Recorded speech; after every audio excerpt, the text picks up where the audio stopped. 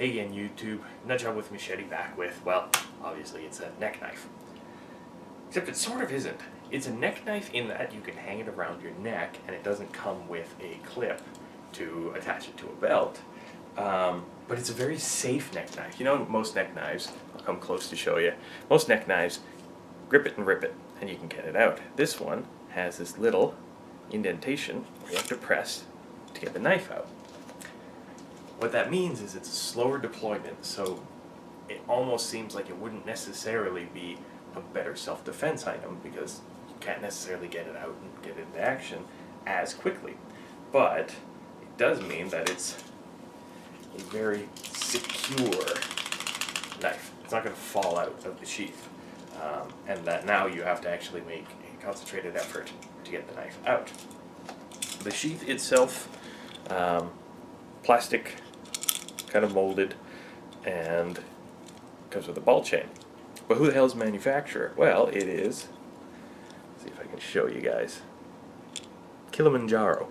It's right there on the sheath and of course on the blade. And this is their Stretta. Now, I hadn't tried anything from Kilimanjaro before. I picked up one of their folding knives and one of these right around the same time. And they're both actually pretty good. Stainless steel, I think it was 8CR13 MOV. I'll put the specs and everything in the link, of course, down below.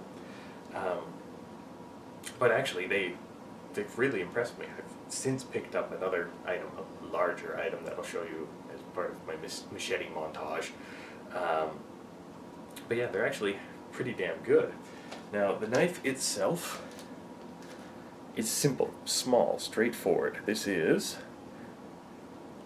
you know, a full tang construction, one slab, and then they've attached a rubberized handle. Now they're just glued in place, so they could come off eventually with a lot of wear and tear. But that's not really a big deal because they're very securely placed on there, and they're very comfortable in the hand. Now, obviously, this ring, it might stop you from getting it because, you know, sometimes it's too big, so it's loose in your hand, but in this case it's comfortable without gloves. So, you know, if you're wearing gloves, this might not be a knife that you could actually use. You'd have to take off your gloves because, as you see, you know, it's just the size of my fingers. That said, it's still really comfortable. And the purchase with this jimping right along the spine indentation is perfect. Kind of almost like a clipped point with, you know, this back swedge here. What it's great at is slashes. It'll still process wood and all that stuff, but I wanted to show you more in the kind of self-defense aspect of it. If you wanted to remount it, or if you wanted to, this was one thing that I thought of, trim this circle a little bit. It would still hold the knife in, and you'd still have to press down on this, but you wouldn't have to move your finger out of the way. Finger out of the way to get out of the way of that ring when you're pulling the knife out. So, in a self-defense thing, you know, slashes, stabs, how did this perform? Meat test. Let's go to that.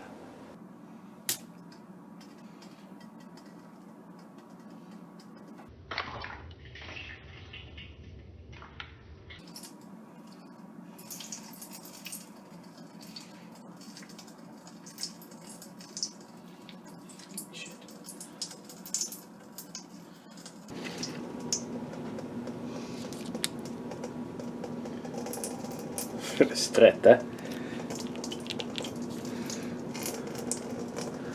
The puncture goes in about 1.5 inches.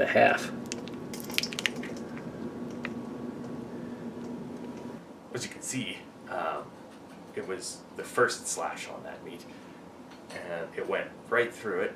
You saw the damage it did, and of course the penetration, which also started to let out all the blood that was in that bag. And then I just noticed a blood spot down here, so that's what I've been picking at. It works really well. You basically can go all the way until, you know, your knuckle or your thumb, and actually it was the thumb that stopped me there. But as you can tell, it works really, really well.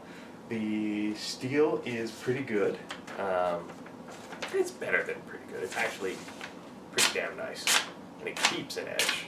Because I've been doing shit with this knife for about a month and a half now. And I mean, on top of the little shit that ended up on the floor, cuts paper really easily, cuts the meat really easily, whittles wood.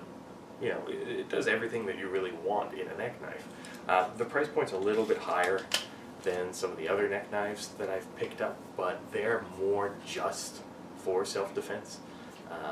So this one being a little more expensive, but also having, you know, I don't think I could carry this in the bush and have it as a safe bush neck knife.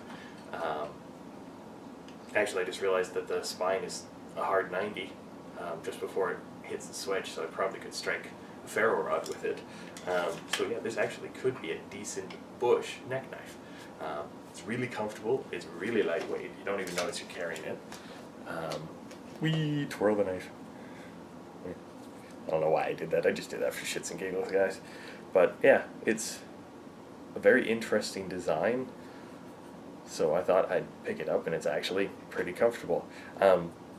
These notches, for lack of a better word, actually they don't pinch into your hand at all, but when you put your thumb into that for draw cuts, it gives you really good grip.